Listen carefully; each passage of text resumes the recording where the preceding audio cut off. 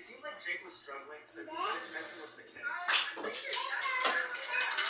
Looks like his plan backfired. I can't even balance.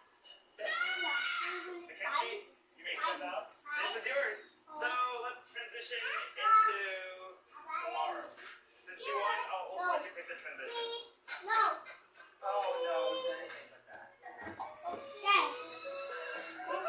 To start off the second day, I painted Mackenzie's price phone. So since Mackenzie won that challenge, she asked me to customize the phone she wanted.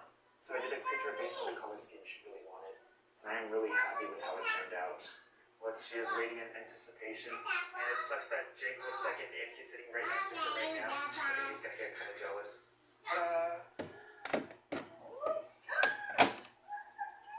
Not bad, huh? Do you like it, Jake? It's pretty cool, huh? It's day 2 and we're running low on time. My team is getting ready to open the Apple Store as we speak, but we still have a ton of phones left to paint. I'm getting really nervous. To make matters worse, we also spun red. Twice. Jake.